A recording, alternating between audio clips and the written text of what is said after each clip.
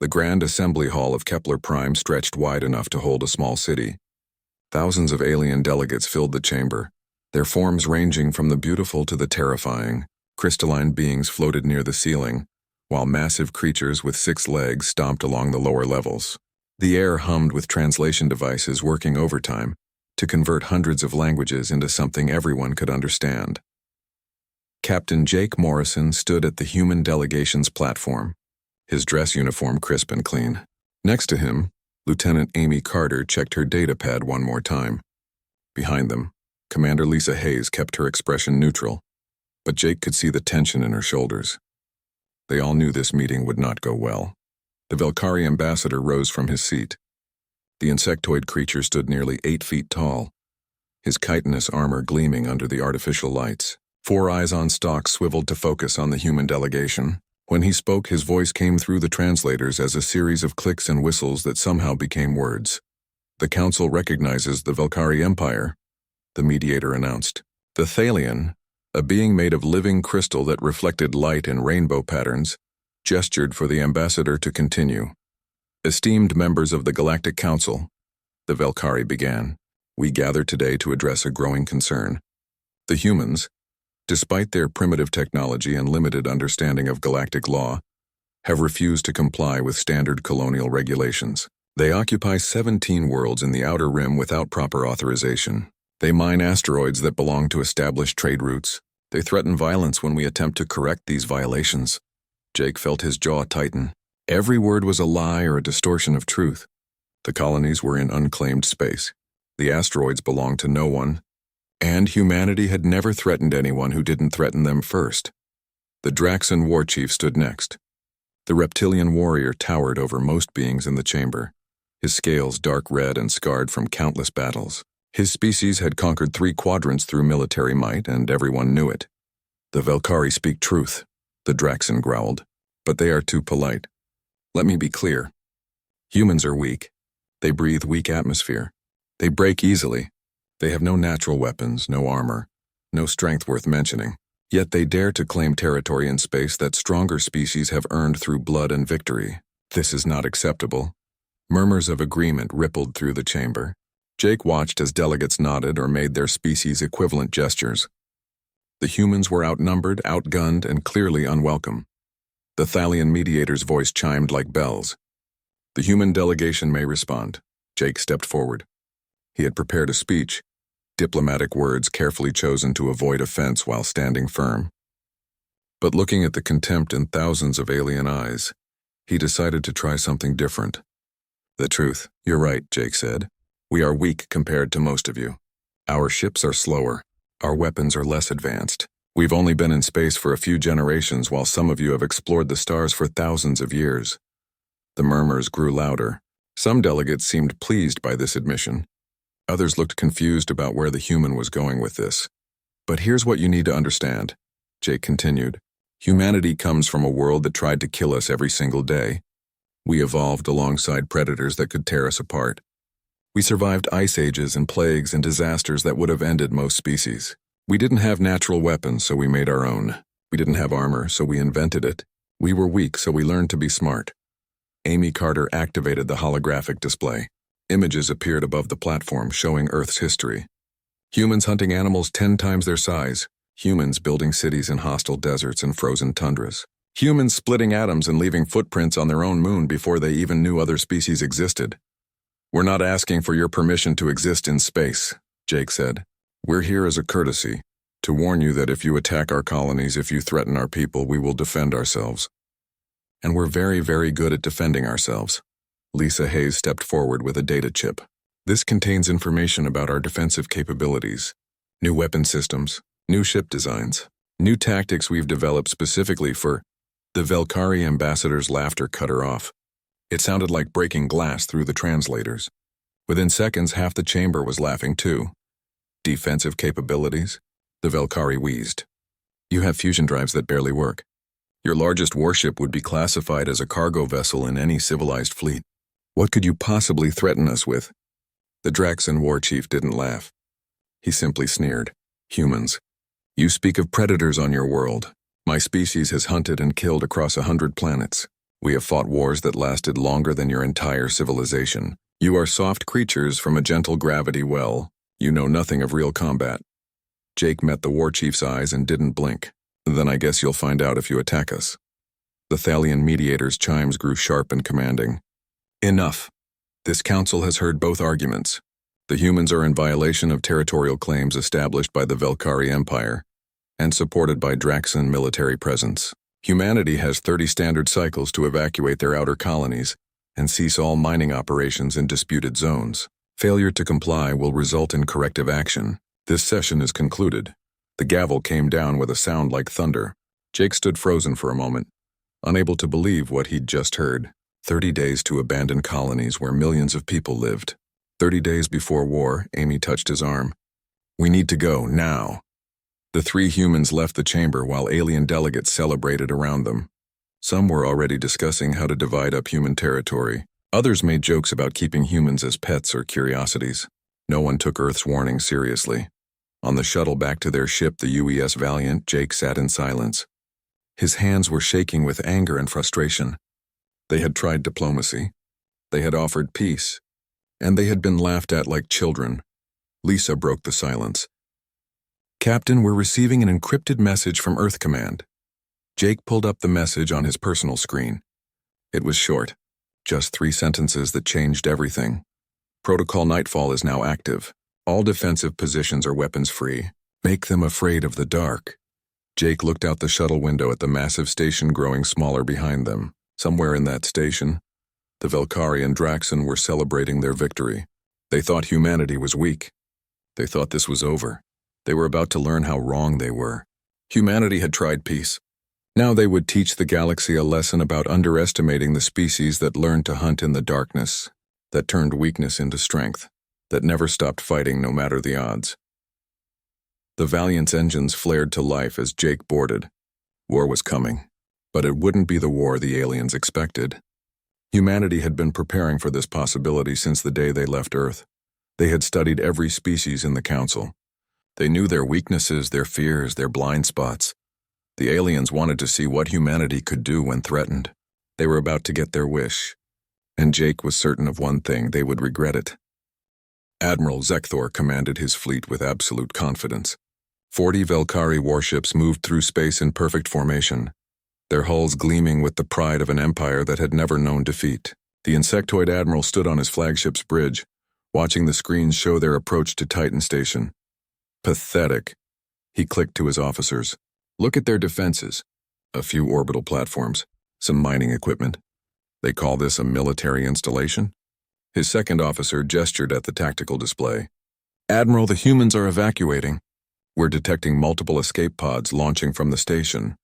Zekthor's mandibles spread in what passed for a smile among his species. Of course they're running. They know they can't fight us. Continue approach. We'll board the station once it's empty and claim it for the Empire. This will be the easiest conquest in Velkari history. The fleet closed in. Titan Station grew larger on the view screens, a sprawling collection of habitats and industrial modules orbiting Saturn's largest moon. The gas giant filled the background, its rings catching sunlight in beautiful patterns. It would have been peaceful if not for the warships moving through the scene like sharks. Zekthor was reviewing the boarding procedures when his lights went out, not just his personal lighting. Every light on the bridge, every screen, every system. The flagship went completely dark in less than 2 seconds. What's happening? Zekthor demanded. His voice sounded small in the sudden silence. Even the ever-present hum of the engines had stopped. Before anyone could answer, the communications officer's emergency backup console flickered to life. Admiral, we're receiving reports from the fleet. Ships are losing power across all formations. Navigation is down. Weapons are offline. We're dead in space. That's impossible, Zekthor clicked. We have redundant systems. Backups for the backups. Nothing can knock out a Velkari warship's power core. 37 ships reporting the same status, the communications officer said, and now Zekthor could hear the fear in his voice. Only 3 vessels still have partial power, and they're experiencing cascading failures. Zekthor's 4 eyes swept across the darkened bridge. Emergency lighting finally kicked in, bathing everything in red. Through the viewports, he could see his fleet, Hundreds of ships that should have been lit up like stars were now just dark shapes drifting in the void. "Then where are the humans?" he whispered. The answer came in the form of metal striking metal. The flagship shuddered as something hit them hard on the port side. Alarms blared. The few working screens showed a massive breach in the hull near the engine section. "Contact! Contact!" someone shouted. "We're under attack!" "From where?" "I don't see anything." Zekthor stared at his screens, but they showed empty space. No ships, no missiles, nothing. Another impact. This time on the starboard side. Then another near the bow. The flagship was being torn apart by an enemy they couldn't see. Throughout the Velkari fleet, the same scene played out. Ships in the darkness, helpless and blind, being systematically destroyed by something invisible. Panic spread across communication channels. Velkari officers screamed contradictory orders. Some ships tried to retreat with whatever maneuvering thrusters still worked. Others just drifted, waiting for death. Lieutenant Danny Pierce watched the chaos through his targeting computer. The UES Phantom was a stealth frigate, one of humanity's newest designs. Its hull was covered in adaptive camouflage that bent light and sensor waves around it. To Velkari instruments, his ship simply didn't exist. "Target the flagship's main engine," Danny said calmly. "Railgun, full power." The weapon fired with barely a whisper. In space, there was no sound, no flash, nothing to give away their position. Just a slug of metal accelerated to a significant fraction of light speed, crossing the distance to the Velkari flagship in under a second. The impact was devastating. The slug punched through the engine housing and detonated the fuel reserves. The explosion lit up the darkness, and for a brief moment, Danny could see the Velkari fleet clearly. Dozens of ships tumbling through space, most of them dark and powerless. "Good shot," Commander Amy Carter said over the encrypted channel. She commanded a wolf pack of 6 attack craft, smaller and faster than Danny's frigate, moving to secondary targets. "Let's keep the pressure on." Danny watched her squadron appear on his tactical display. They weren't using stealth technology.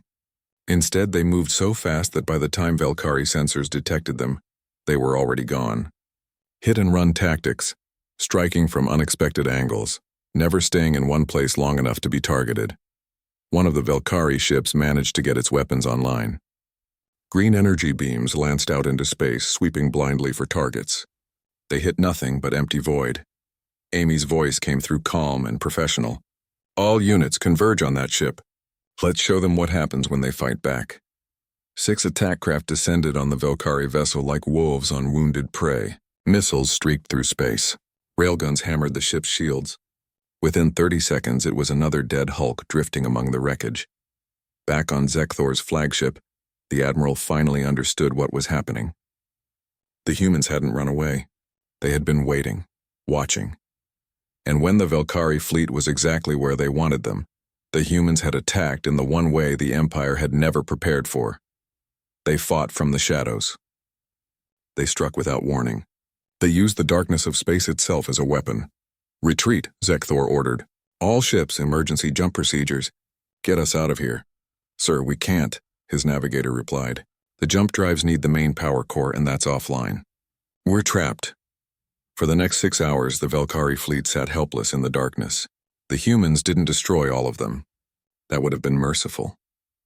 Instead, they crippled exactly 12 ships, leaving them drifting and damaged but intact. The crews sat in the dark, listening to their hulls creak and groan, wondering if the next sound would be another human attack. When rescue ships finally arrived from Velkari space, they found survivors who wouldn't stop talking about ghosts, about demons that lived in the void, about humans who hunted without light and killed without mercy. Admiral Zekthor was brought back to the homeworld in disgrace. He stood before the High Command, his reputation destroyed, trying to explain what had happened. "They were invisible," he said. "Our sensors couldn't detect them. They shut down our power cores somehow, I don't know how. Then they attacked from all sides at once. We never saw them coming." The High Command didn't believe him. They accused him of cowardice, of incompetence, of making excuses for a simple defeat. They stripped him of rank and command, certain that he had simply been outmaneuvered by a lucky human captain. But among the regular Velkari soldiers and ship crews, a different story spread. They heard the testimony of the survivors. They listened to the audio recordings from the darkened ships. They knew the truth. Humanity had sent a message, not with words but with action. They had taken the Empire's finest fleet and broken it like glass, and they had done it in a way that left survivors because the humans wanted the story to spread. They wanted the Valkyrie to be afraid. It worked. Within days, Valkyrie ship crews began requesting transfers to other duties. Some officers refused assignments to sectors near human space. The word went out through unofficial channels, whispered in dark corners where the high command couldn't hear. The humans were hunters. Real hunters. The kind that didn't need light to find their prey. The kind that turned your strengths into weaknesses and your confidence into fear. The kind that made you wish you had listened when they warned you. Jake Morrison received the battle reports aboard the Valiant. 40 Valkyrie warships engaged. 12 disabled. 28 retreated or destroyed. 0 human casualties. It was a perfect victory by any measure. But Jake didn't celebrate. He knew this was just the beginning. The Valkyrie might have learned their lesson, but the Draxan Empire was still out there, and they were bigger, stronger, and more dangerous than the insectoid traders. The war wasn't over. It had barely started, but humanity had drawn first blood, and they had done it in a way that would make every alien species in the galaxy think twice before attacking Earth's colonies again. In the darkness of space, the human fleet waited for the next move. War Chief Graythak stood in his command chamber and watched the holographic display showing the Valkyrie defeat at Titan Station. The reptilian warrior's scales rippled with contempt. His officers surrounded him, waiting for his judgment. "Weak," Graythak hissed. "The Valkyrie have grown soft from centuries of easy trade and merchant work. They forgot how to fight real wars. This is why the Draxan Empire leads the galaxy. We remember." His second-in-command, a scarred veteran named Krell, gestured at the display. "The humans used tactics we haven't seen before, War Chief. They attacked from stealth. They disabled Valkyrie systems before the battle even began. Tricks," Graythak dismissed. "Clever tricks, yes, but tricks nonetheless. The humans are small and weak. They cannot stand against Draxan warriors in real combat. We will show the galaxy how true soldiers wage war." Within a week, Graythak had assembled a fleet of 300 warships. It was overkill for attacking a single human colony, and everyone knew it. But Graythak wanted to send a message. The Draxan Empire did not sneak around in the dark. They crushed their enemies with overwhelming force. The target was Mars, humanity's oldest colony outside Earth itself. The red planet held strategic importance and symbolic value. If the Draxan could take Mars, humanity would have no choice but to surrender.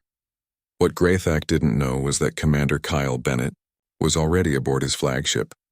Kyle had spent the last month living in the cargo sections of the Draxan vessel. He had slipped aboard during a routine supply transfer, hidden inside a container marked as food supplies. Now he and his 4-person team moved through the ship's maintenance tunnels like ghosts. "Engineering section ahead," Kyle whispered into his communicator. The device was designed to use frequencies the Draxan couldn't detect. Planting the first package now. The package was small, no bigger than a deck of cards, but it contained enough explosive to cripple a ship's engine if placed correctly. Kyle attached it to a cooling junction and set the timer, not to explode immediately, but to wait for the right moment. His team placed 17 more packages throughout the flagship over the next 3 days. Other human teams were doing the same on dozens of Draxan vessels throughout the fleet. The aliens never suspected a thing. The Draxan armada entered the asteroid belt between Mars and Jupiter in perfect formation. Graythak stood proudly on his bridge, watching the red planet grow larger on the screens. "Prepare weapons," he ordered. "We will bombard their orbital stations first, then land ground forces. By this time tomorrow, Mars will fly the Draxan banner." That's when the asteroid started moving. Humanity had been mining the belt for decades. They had installed engines and guidance systems on hundreds of rocks, officially for moving valuable ore. But those same systems could be repurposed, turned into weapons. A 5-ton asteroid accelerated toward the Draxan formation. Then another. Then 20 more. They weren't sophisticated missiles. They were just big rocks moving very fast. But in space, that was enough. The first impact took out a destroyer on the fleet's edge. The asteroid hit with the force of a nuclear weapon, turning the ship into expanding debris. Alarms sounded throughout the armada. "Evasive maneuvers," Graythak roared. "Return fire." But how do you shoot at asteroids in an asteroid field? The Draxan weapons fired in all directions, destroying some of the incoming rocks. But for every one they stopped, 3 more appeared. The belt itself had become a weapon. Captain Sarah Brooks watched the chaos from the bridge of the UES Reaper. Her destroyer was designed for exactly this kind of fighting, fast, maneuverable, and equipped with weapons that could punch through Draxan armor. "They're breaking formation," her tactical officer reported. "The fleet is scattering." "Good," Sarah said. "That's exactly what we want. Helm, take us into the densest part of the field. Let's see if these warriors want to follow us where their big ships can't maneuver." The Reaper dove into the asteroid belt like a bird into a forest. Draxan vessels pursued, their commanders angry and eager to destroy at least one human ship. But Sarah knew these rocks. Her crew had trained here for months. Every pilot in the human fleet had. The Draxan didn't stand a chance. Sarah led them on a chase through spinning asteroids and narrow passages. Draxan ships crashed into rocks they couldn't avoid. Others collided with each other trying to change course. The humans used the environment like a weapon, turning the enemy's size and strength into liabilities. "Multiple contacts on our tail," the tactical officer said. "3 cruisers closing fast." "Perfect," Sarah smiled. "Bring us around toward Sector 7. Let's introduce them to our little friends." Sector 7 looked like any other part of the belt, just rocks and ice floating in the darkness. But as the Draxan ships entered, hidden defense platforms powered up. They had been disguised as asteroids, inactive and cold, impossible to detect until they wanted to be seen. Electromagnetic pulses flooded the space. The Draxan ship's systems went haywire. Shields failed. Weapons offline. Navigation systems crashed. The 3 cruisers tumbled through space, helpless. The Reaper came about and finished them with precise railgun strikes. No wasted ammunition. No unnecessary destruction. Just clean, efficient kills. Throughout the belt, the battle raged for 6 hours. The Draxan fleet, built for ship-to-ship combat in open space, found itself fighting an enemy that refused to play by those rules. Humans appeared from behind asteroids, fired, and vanished. Automated defenses activated when Draxan ships passed, then went dark again. The belt itself seemed alive and hostile. Aboard the flagship, Grathak felt something he hadn't experienced in decades. Fear. His fleet was being torn apart by an enemy he couldn't properly engage. Every time he thought he had trapped a human ship, it disappeared. Every time he tried to rally his forces, another automated attack scattered them. Then his engines exploded. Kyle Bennett's charges detonated simultaneously across the flagship. Not enough to destroy the vessel, but enough to cripple it. The massive warship lost power and began drifting into the belt. "Abandon ship," Krell shouted. "War Chief, we must evacuate!" But Grathak stood frozen, watching his fleet die around him. 200 ships when they entered the belt. Less than 100 still functional. And the humans kept coming, kept attacking, kept winning. A breaching alarm blared. Human soldiers were cutting through the hull. Kyle Bennett's team had sabotaged the ship, and now they were coming to finish the job. Or worse, capture the war chief himself. Grathak finally moved. "Launch all escape pods. Full retreat. Any ship that can still move, get out of the belt now." The surviving Draxan vessels fled. Not in organized withdrawal, but in panic. Ships crashed into each other trying to escape. Some went deeper into the belt by mistake and were never seen again. Others made it out but were so damaged they barely made it back to Draxan space. Grathak's escape pod ejected just seconds before Kyle's team reached the bridge. The war chief watched his flagship explode behind him, taking down 3 other Draxan vessels in the blast. Kyle stood in the wreckage of the Draxan bridge and smiled. "Command, this is Bennett." "Mission accomplished. The flagship is down and the fleet is running. Request pickup." "Roger that, Commander." Jake Morrison's voice came through. "Outstanding work. Come on home." When the Draxan survivors limped back to their homeworld, they carried stories that shocked the Empire. The humans hadn't fought with honor. They hadn't met the Draxan fleet in glorious battle. Instead, they had used tricks, traps, and tactics that no honorable warrior would consider. They had sabotaged ships from the inside. They had weaponized rocks. They had turned the battlefield itself into a killing ground. And worst of all, they had made the mighty Draxan Empire flee in terror. War Chief Grathak was stripped of his title and exiled. But the damage to Draxan pride went deeper than one warrior's failure.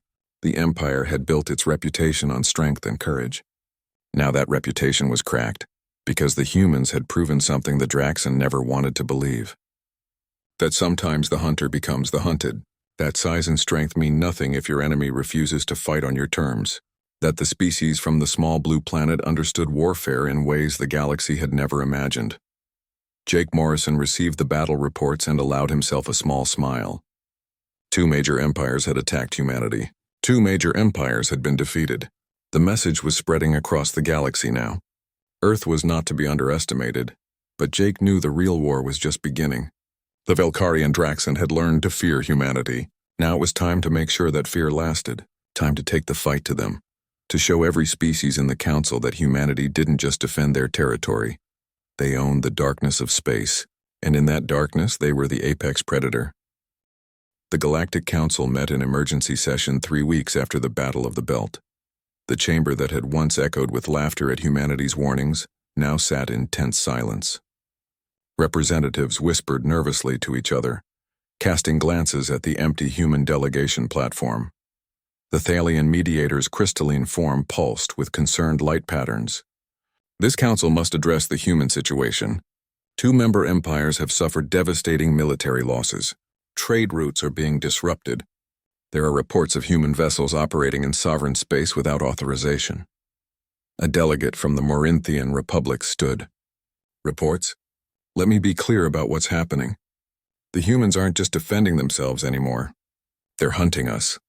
The word sent a chill through the chamber, because everyone had heard the stories by now. Velkari merchant ships disappearing without a trace. Draxon military convoys arriving at their destinations with half their ships missing. Strange sightings in deep space. Shadows that moved when they shouldn't. Colonel Jake Morrison, recently promoted after his successes, sat in his office aboard the UES Valiant and reviewed the operational reports. Earth's strategy had shifted from defensive to something else. Something darker. Sir, Captain Carter is requesting permission to proceed with Operation Ghost Ship, Lieutenant Danny Pierce said. Jake nodded. Tell her she's approved. And remind her no unnecessary casualties. We're trying to scare them, not commit war crimes. Amy Carter commanded the UES Shadow, humanity's most advanced stealth vessel. Her mission was simple in concept, but terrifying in execution. She was going to make the Velkari afraid to travel in their own space. The Shadow entered Velkari territory without anyone knowing. For 3 days it followed a merchant convoy watching and learning. Amy studied their patrol patterns, their communication schedules, their blind spots. Then she deployed her weapons. They weren't bombs or missiles. They were autonomous drones, each no bigger than a soccer ball. They scattered throughout the shipping lanes, found hiding spots among asteroids and debris, and waited. The first attack came on a quiet Tuesday. A Velkari merchant vessel was traveling alone, carrying luxury goods to the homeworld. One of Amy's drones activated, approached the ship silently and attached itself to the hull. Then it did something unexpected. It knocked. The crew heard metallic tapping on their hull. They went to investigate and found the drone. Before they could react, it detached and flew away into space. No explosion, no damage, just a message: we could have killed you. We chose not to. This time, the merchant ship reported the incident. Within days, it happened again to another vessel. Then another. The drones never destroyed anything. They just appeared, made their presence known, and vanished. Sometimes they knocked. Sometimes they scratched messages on the hull. Sometimes they just sat there on external cameras, making sure the crew knew they were being watched. The psychological effect was devastating. Velkari captains began refusing cargo runs. Ships started traveling only in large convoys with military escorts. Trade slowed to a crawl. The Empire's economy began to suffer. They're in our space, a Velkari ship captain told investigators. We can't see them, we can't stop them, and we don't know when they'll actually attack instead of just threatening. How are we supposed to work like this? Commander Lisa Hayes ran the propaganda operations from Earth. Her job was to make sure everyone in the galaxy knew about humanity's victories and the enemy's defeats. She hijacked Draxon military broadcasts. Suddenly, instead of recruitment videos showing mighty warriors, Draxon citizens saw footage of their fleet fleeing the asteroid belt in panic. They watched War Chief Grathak's flagship explode. They heard the terror in their soldiers' voices as humans attacked from the shadows. The Draxon culture was built on honor and strength. Lisa's propaganda tore that image apart. She showed the galaxy that Draxon warriors weren't invincible. They could be beaten. They could be scared. They could run like anyone else. Draxon military recruitment dropped by 40% within a month. Young warriors who had dreamed of glorious combat now had nightmares about fighting humans. The Empire's military leaders tried to suppress the footage, but it was too late. The truth was out. Lieutenant Danny Pierce led a different kind of mission. His team raided Velkari research stations, but they didn't destroy them. Instead, they stole technology and left evidence that they had been there. At Research Station Delta, Danny's team spent 3 hours going through classified files. They copied everything, downloaded years of research, and then left presents behind. Human handprints in the dust, messages written in English on the walls, a countdown timer that ticked down to 0 and did nothing except prove the humans could have destroyed the station but chose not to. The Velkari researchers who returned found their station intact but thoroughly violated. Every computer had been accessed. Every secure room had been opened, and the humans had left notes mocking their security. Your encryption is weak. Your doors are easy to bypass. We were here for 3 hours and you never knew. We could come back anytime. Sleep well. The effect rippled across Velkari space. If humans could break into secure research facilities so easily, what else could they do? How many spies were already in Velkari territory? Were they watching right now? Paranoia became the Empire's biggest enemy. Security officers investigated each other. Scientists reported suspicious behavior among their colleagues. The Velkari government spent more resources looking for human infiltrators than they did on actual defense. Jake reviewed all these operations with satisfaction but also concern. The strategy was working. The Velkari and Draxan were terrified, but fear was a dangerous tool. Pushed too hard and enemies became desperate. Desperate enemies did unpredictable things. "Sir, we're receiving multiple reports," Danny said during their weekly briefing. "Velkari ship crews are experiencing mental health issues. Some captains are reporting full breakdowns. The Draxan military is having trouble maintaining discipline. Several of their colonies are requesting withdrawal of protection, saying they'd rather negotiate with humans than rely on their own fleet." "Good," Lisa said. "That means it's working." "Maybe too well." Amy Carter's voice came through the communication system. She was still in Velkari space watching the chaos unfold. "I'm seeing irrational behavior out here. Ships firing at asteroids thinking they're human vessels. Merchant captains going off route to avoid empty space where they think we're hiding. They're becoming unstable." Jake leaned back in his chair. "The question is, do we ease up or push harder?" "Push harder," Lisa said immediately. "We need to make sure this lesson sticks. The galaxy needs to understand that threatening Earth is the worst mistake they can make. But if we break them completely, we create a power vacuum," Danny countered. "Other species might try to take advantage. We could destabilize the entire region." It was a valid concern. Humanity didn't want to rule the galaxy. They just wanted to be left alone. But they had started something that was hard to control. Fear spreads like fire, and right now that fire was burning through 2 of the galaxy's major powers. Across Velkari and Draxan space, the nightmare continued. Every ship captain looked over their shoulder. Every military officer questioned their orders. Every civilian wondered if the humans were watching them right now, because that was humanity's real weapon. Not their stealth technology or their drones or their tactics. It was the uncertainty, the not knowing, the constant awareness that somewhere in the dark, humans were out there, watching, waiting, ready to strike. A Velkari merchant captain recorded a message before his final voyage. "I can't do this anymore. Every time I close my eyes, I see them. Not as they are, but as I imagine them. Monsters in the dark. Ghosts in the void. I know they're probably not even near my ship, but I can't stop thinking about it. What if they are? What if right now a human vessel is matching my course, invisible, just waiting for the right moment? I can't live like this." His ship never reached its destination, not because humans attacked it. The captain had a breakdown halfway through the journey and had to be sedated. The crew mutinied and returned home, abandoning their cargo. Stories like that spread across the galaxy. The Galactic Council tried to maintain order, but even they were affected. Security at Kepler Prime Station tripled. Delegates started bringing personal guards.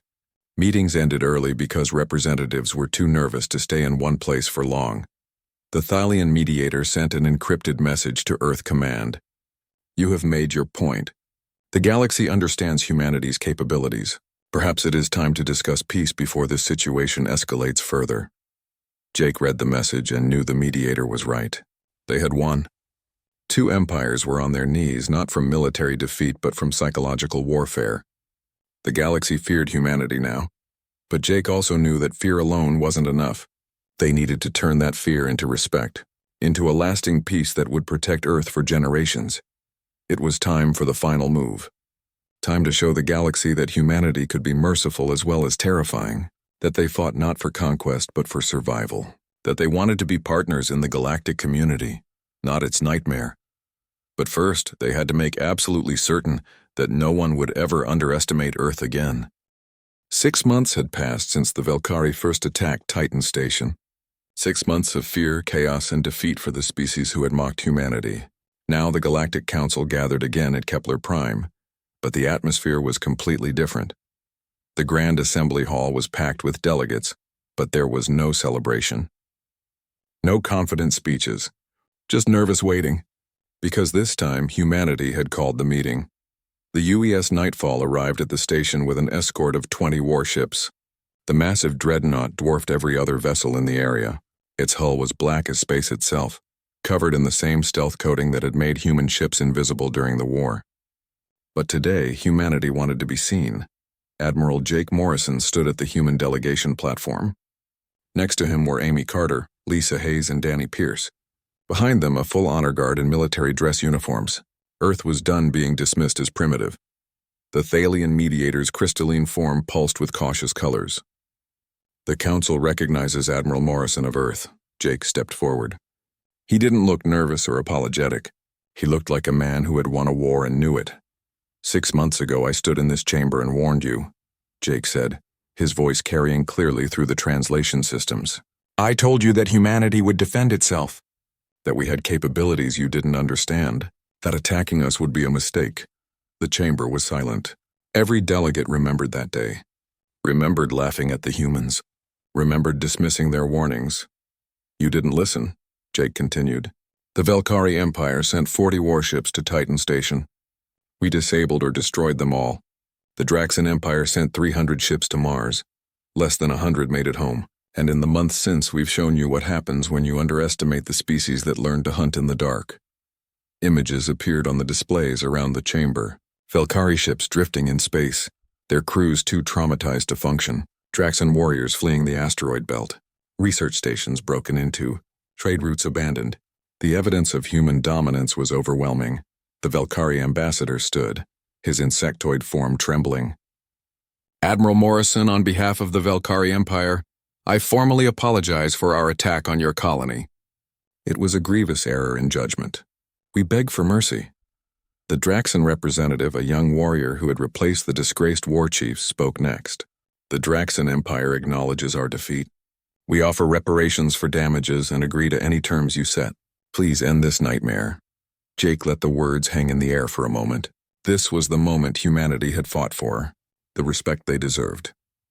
But it wasn't enough to just win. They needed to make sure this peace would last. Here are Earth's terms, Jake said. First, all human colonies are recognized as sovereign territory. No alien military vessels enter our space without permission. Any violation will be considered an act of war. The delegates nodded frantically. No one wanted another war with humanity. Second, trade routes through human space must follow our regulations. We control who passes through, what they carry, and where they go. Any species that threatens human safety will be banned from our territory. More nods.